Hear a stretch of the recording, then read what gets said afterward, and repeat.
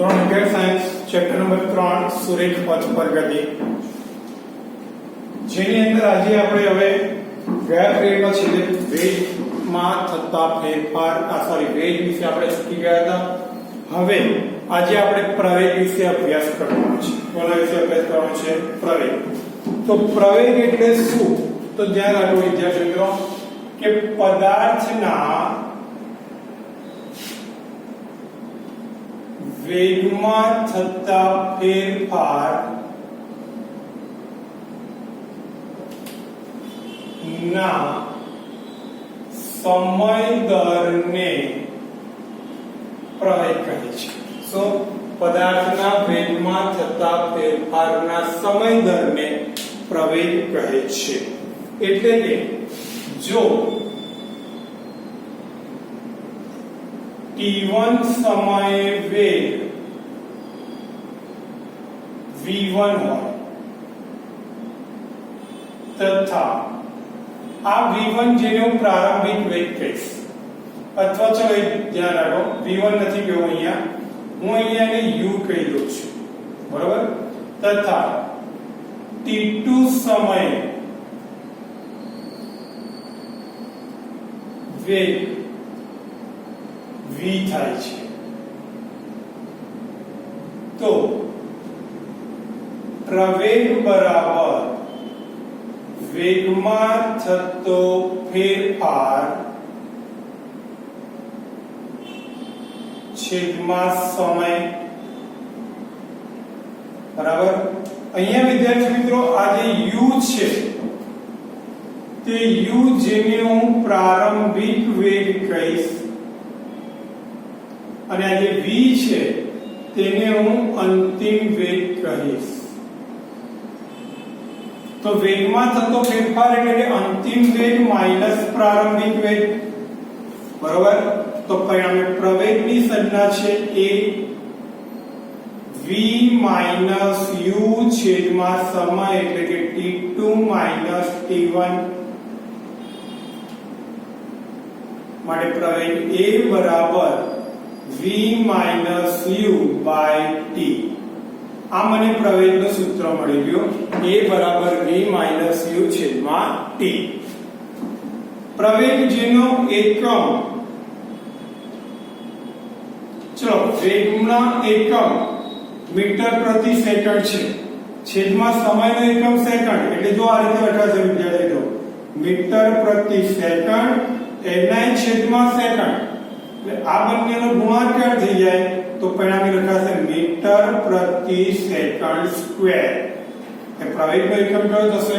Metre પ્રતિ second square, અથવા તો મીટર સેકન્ડ માઈનસ 2 ઉપર લઈ ગયા એટલે ઘાત કેવી થઈ ગઈ? માઈનસ, એટલે મીટર સેકન્ડ માઈનસ 2. આ કયો એકમ છે? પ્રવેગનો એકમ છે. ખાસ મહત્વની બાબત કે જો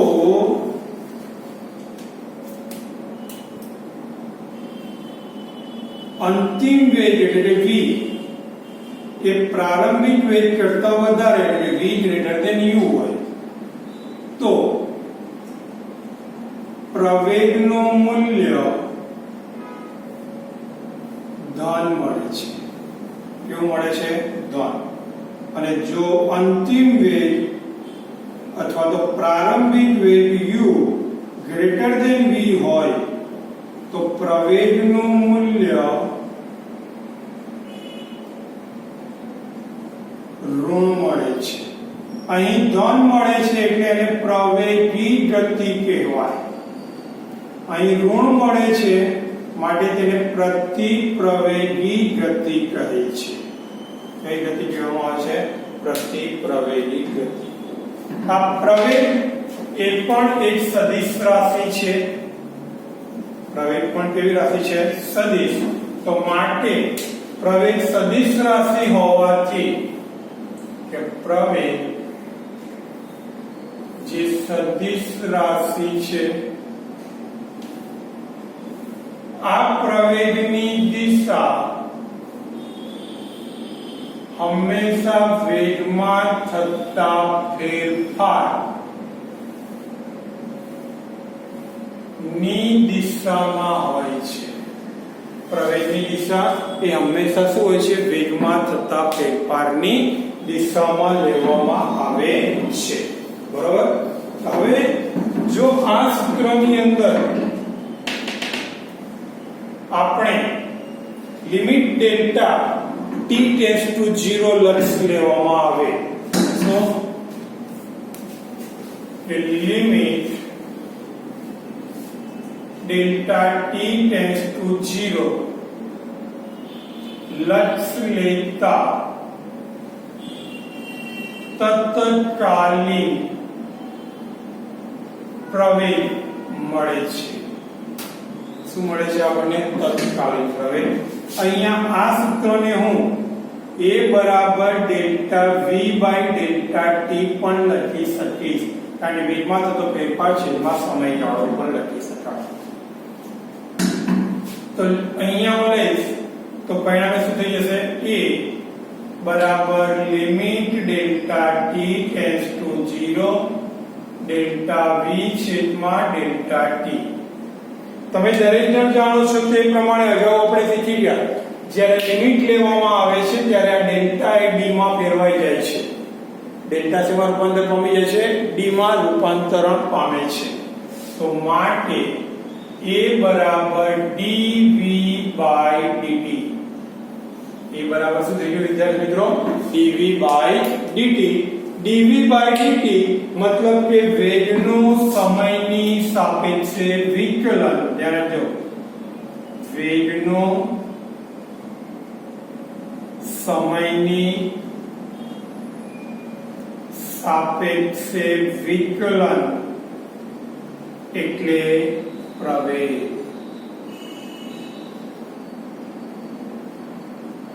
આ બીજી વ્યાખ્યા પણ છે. એક વ્યાખ્યા તો અહીંયા આપણે લખી છે. બીજી વ્યાખ્યા થાય વેગનું સમયની સાપેક્ષે વિકલન એટલે પણ શું થશે? પ્રવેગ થશે. પરંતુ વિદ્યાર્થી મિત્રો અગાઉ આપણે ભણી ગયા છીએ તે પ્રમાણે v બરાબર dx બાય dt લેતા અહીંયા મૂકી દો. a બરાબર d by dt into dx by dt એટલે કે d square x by dt square. So a બરાબર શું થઈ જશે? d square x by dt square. આને શું વંચાશે? તો આને વંચાશે પ્રવેગ એટલે કે સ્થાનનું સમયની સાપેક્ષે બે વાર વિકલન. કેટલી વાર વિકલન? બે વાર. એટલે પ્રવેગ. વર્ગ છે એનો મતલબ કે બે વાર મારે વિકલન કરવાનું સ્થાનનું, એટલે પણ શું મળે છે? પ્રવેગ. અહીં આ જે પ્રવેગ છે તેને x ની ઉપર બે વાર ટપકા પણ કરી શકાય. જે રીતે આપણે વેગમાં એક વાર ટપકું કરતા હતા, અહીંયા કેટલી વાર ટપકા કરી શકાય છે? બે વાર. એટલે બે વાર વિકલન ફળ કહેવાય. કેટલી વાર? બે વાર વિકલન ફળ કહેવાય છે. બરોબર. હવે અગાઉ તમે ભણી ગયા છો તે પ્રમાણે આ જે પ્રવેગ છે એ પ્રવેગ ધન પણ હોઈ શકે, ઋણ પણ હોઈ શકે અને શૂન્ય પણ હોઈ શકે છે. એટલે પ્રવેગનું મૂલ્ય ધન પણ થઈ શકે, ઋણ પણ થઈ શકે અને શૂન્ય પણ થઈ શકે છે. કઈ રીતે?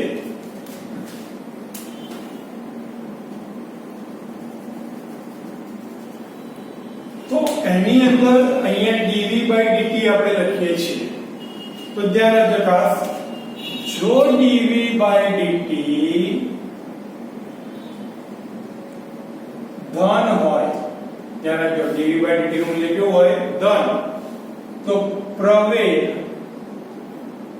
ધન x અક્ષની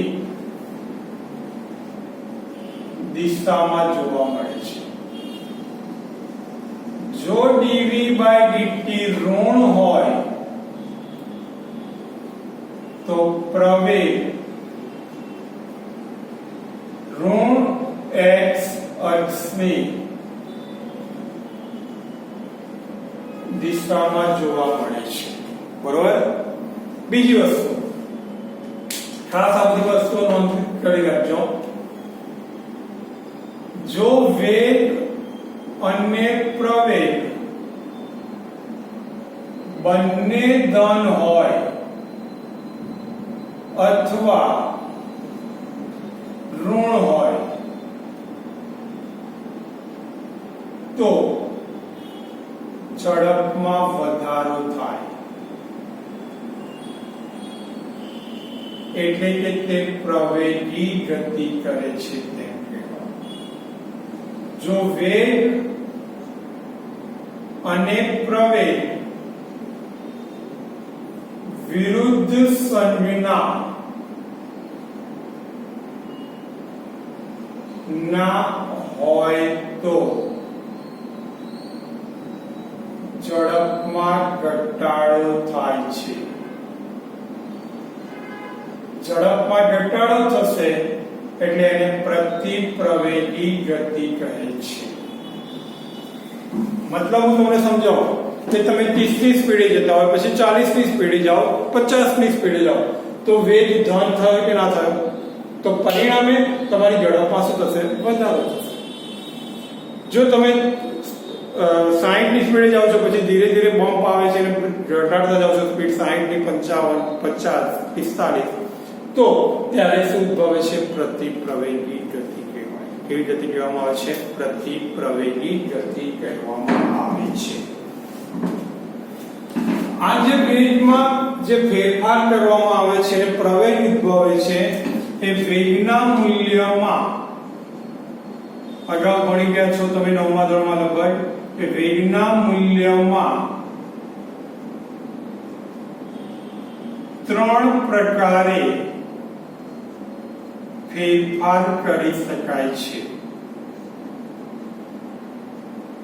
કેટલા પ્રકારે ફેરફાર કરી શકાય છે? 3 પ્રકારે તમે ફેરફાર કરી શકો છો. કયા 3 પ્રકાર છે સાહેબ? તો પહેલો પ્રકાર કે વેગના મૂલ્યમાં ફેરફાર થવાથી, સો મૂલ્યમાં ફેરફાર થવાથી. બીજું, દિશામાં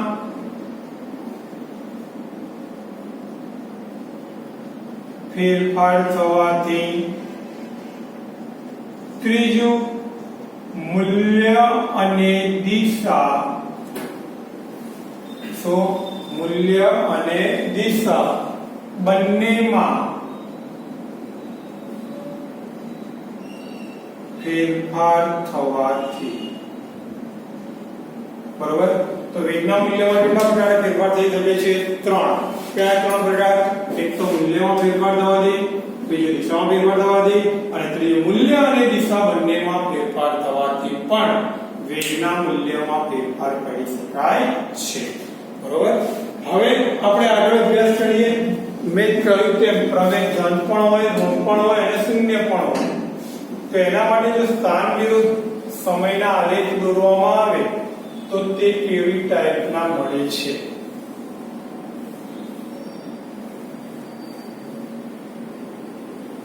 આલેખ ખાસ ધ્યાન રાખજો, પરીક્ષાની અંદર બહુ જ મહત્વના છે આલેખો.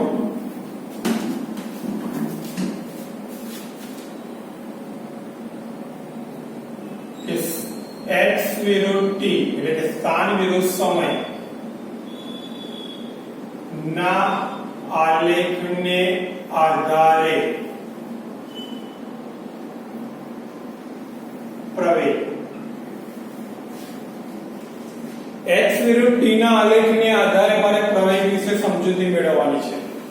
જો તમે વિદ્યાર્થી મિત્રો આ રીતે આલેખ દોરો છો x વિરુદ્ધ t નો,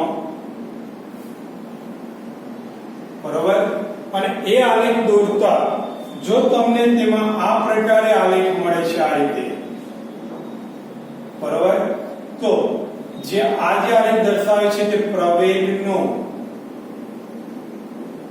ધન મૂલ્ય આપે છે. કયું મૂલ્ય આપે છે? ધન મૂલ્ય. મતલબ કે a ગ્રેટર ધેન 0. પ્રવેગનું કયું મૂલ્ય દર્શાવે છે? તે ધન મૂલ્ય દર્શાવે છે, એટલે a ગ્રેટર ધેન 0. બરાબર. ત્યારબાદ બીજું, જો તમે આલેખ દોરો છો સ્થાન વિરુદ્ધ સમયનો અને એ આલેખ જો તમને આ રીતે આમ મળે છે તો પ્રવેગનો ઋણ મૂલ્ય આપે છે, મતલબ કે a લેસ ધેન 0 થશે. શું થશે? a less than 0. અને ત્રીજું,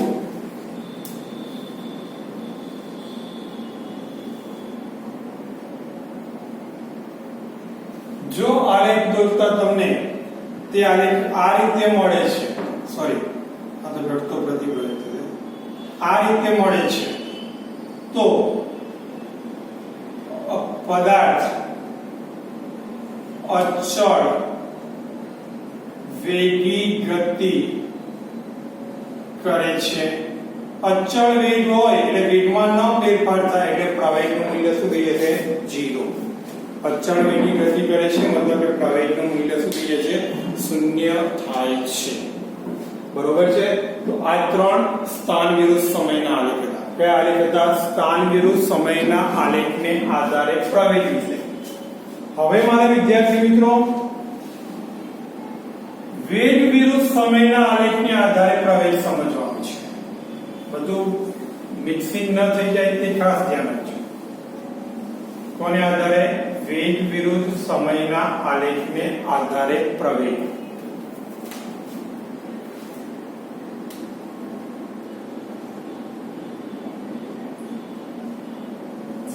નિયમિત વેગ, નિયમિત ગતિ માટે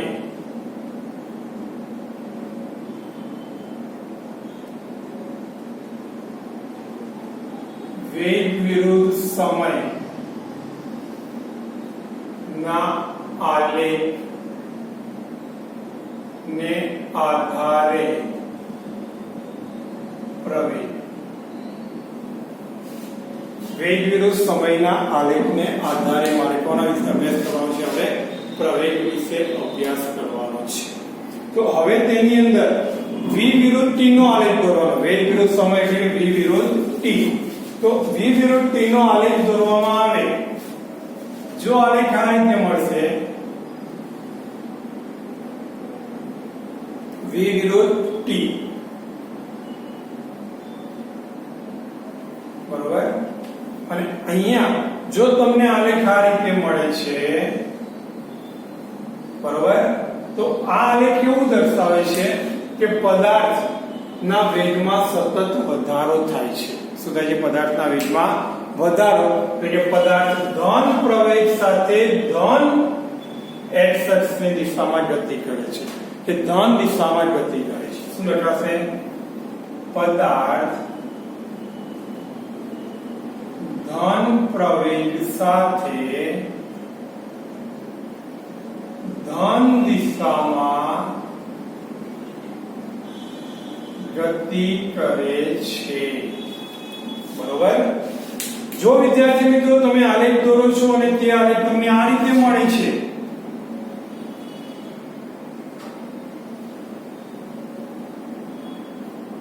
v વિરુદ્ધ t નો આલેખ, અને આલેખ તમને જો આ રીતે મળે તો સતત ઘટાડો થયો, મતલબ કે અહીંયા પ્રારંભિક વેગ છે અને અહીંયા કયો વેગ મળે છે તમને? અંતિમ વેગ, એટલે વધારો થાય. અહીંયા આ પ્રારંભિક છે ને અહીંયા અંતિમ મળે છે v. બરોબર. તો માટે અહીં શું લખાશે કે પદાર્થ વેગમાં ઘટાડો થયો એટલે કે ઋણ પ્રવેગ. કેવો પ્રવેગ?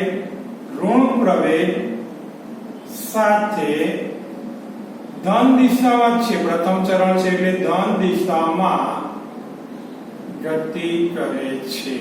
કઈ દિશામાં ગતિ કરે છે? ધન દિશામાં ગતિ કરે છે. ત્રીજો આલેખ,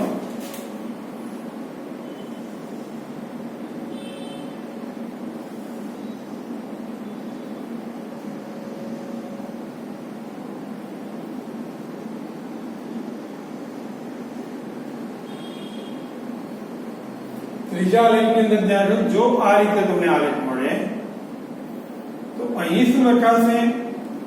ચોથા ચરણમાં આવી ગયું. તો ચોથા ચરણની અંદર આવે એટલે પરિણામે શું થાય? ઋણ દિશા આવશે. તો ઋણ પ્રવેગ સાથે ઋણ દિશામાં ગતિ કરે છે. તો પદાર્થ ઋણ પ્રવેગ સાથે ઋણ દિશામાં ગતિ કરે છે. ઋણ પ્રવેગ સાથે ઋણ દિશામાં શું કરે છે? ગતિ કરે છે. ત્યારબાદ નંબર 4,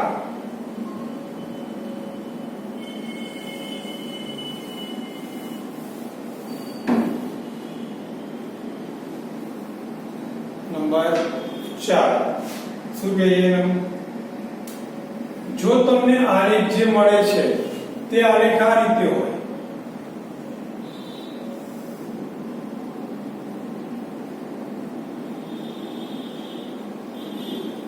સીધી રેખામાં. કઈ રેખામાં મળે છે? સોરી, સીધી રેખામાં નહીં, એ પછી આપણે સમજીએ. અહીં સમય t છે, આ રીતે આલેખ મળે છે. તો પ્રારંભમાં પદાર્થ કેવો છે? ધન દિશામાં છે. પછી પદાર્થ ક્યાં આવે છે? ઋણ દિશામાં આવે છે. બરોબર છે?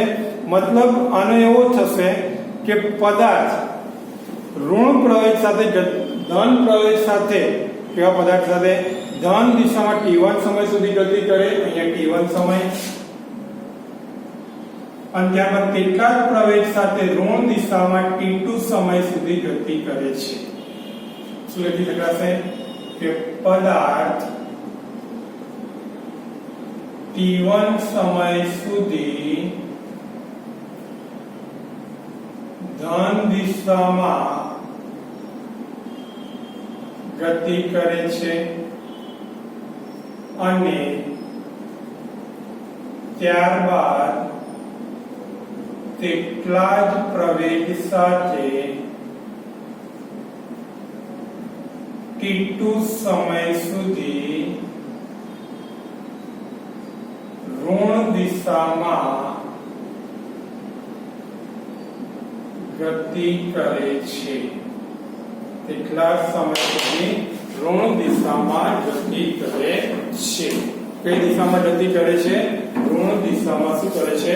ગતિ કરે છે. આવી ગયો.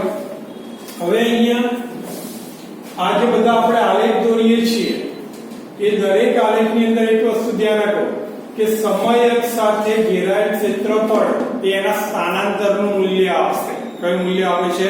સ્થાનાંતરનું મૂલ્ય આપે છે. ખાસ મહત્વની આશયતા. તો સમયની અક્ષ સાથે ઘેરાયેલ પ્રદેશનું ક્ષેત્રફળ એ શું આપે છે? સ્થાનાંતરનું મૂલ્ય. હવે સ્થાનાંતરનું મૂલ્ય મળે છે કઈ રીતે તે આપણે સમજવાનું છે. ત્યારે આપણો આ પ્રવેગનો ટોપિક પૂર્ણ થશે. બરોબર છે? તો સ્થાનાંતરનું મૂલ્ય મળે કઈ રીતે?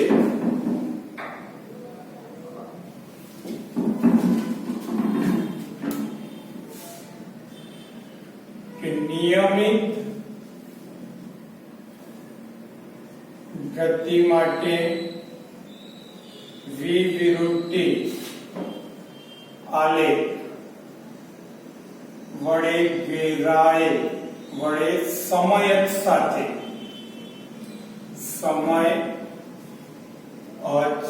સાથે ઘેરાયેલ પ્રદેશનું ક્ષેત્રફળ એ સ્થાનાંતર નું મૂલ્ય દર્શાવે છે. કયું મૂલ્ય દર્શાવે છે? સ્થાનાંતરનું મૂલ્ય દર્શાવે છે. કઈ રીતે? તો ધારી લો કે આ કોઈ v વિરુદ્ધ t નો આલેખ છે.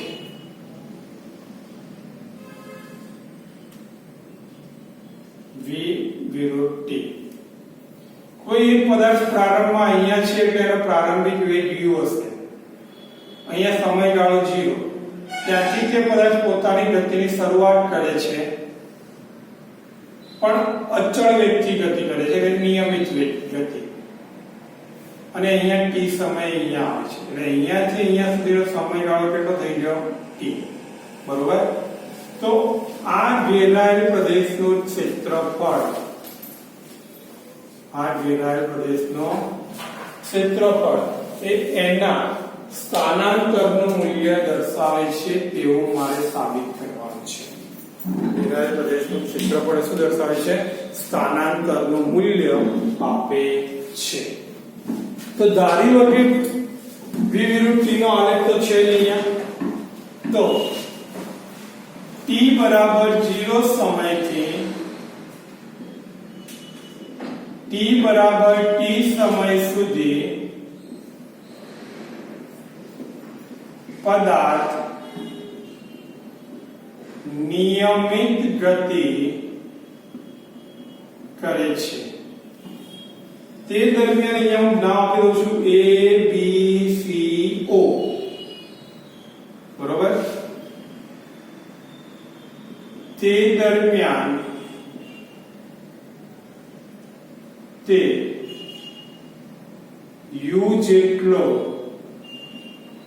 વેગ ધરાવે છે. કેટલો વેગ ધરાવે છે? u જેટલો વેગ ધરાવે છે. પરિણામે ઘેરાયેલ પ્રદેશનું ક્ષેત્રફળ બરાબર શું થઈ જશે? a b c o નું ક્ષેત્રફળ. ચલો, a b c o નું ક્ષેત્રફળ એટલે લંબાઈ ગુણ્યા પહોળાઈ. લંબાઈ ગુણ્યા પહોળાઈ. લંબાઈ કેટલી છે? u. પહોળાઈ કેટલી છે? t. હવે u એટલે વેગ. વેગનું પારિમાણિક સૂત્ર શું થાય? m0 l1 t - 1. સમયનું શું થઈ જશે? t1. તો આ t + 1 ને -1 ગયા તો પરિણામે શું આવે? m0 l1 t0. મતલબ કે અંતર થઈ ગયું. અંતર એટલે કે તેનું શું દર્શાવે છે? તે સ્થાનાંતર દર્શાવે છે. શું દર્શાવે છે? તેનું સ્થાનાંતર દર્શાવે છે. ધ્યાન રાખજો ખાસ, જો સમયની અક્ષની ઉપર તરફ હોય, કઈ તરફ હોય? ઉપર તરફ, તો ક્ષેત્રફળને ધન, અને નીચે તરફ હોય તો ક્ષેત્રફળ કેવું લેવામાં આવે છે? ઋણ. યાદ રાખજો, સમય અક્ષની ઉપર તરફ હોય તો ક્ષેત્રફળ ધન, સમય અક્ષની નીચે હોય તો ક્ષેત્રફળ ઋણ લેવામાં આવે છે. બરોબર? તો અહીંયા આપણો આ પ્રવેગ વિશેનો ટોપિક સંપૂર્ણ શું થાય છે? પૂર્ણ, કમ્પ્લીટ થાય છે. આજે આપણે આટલે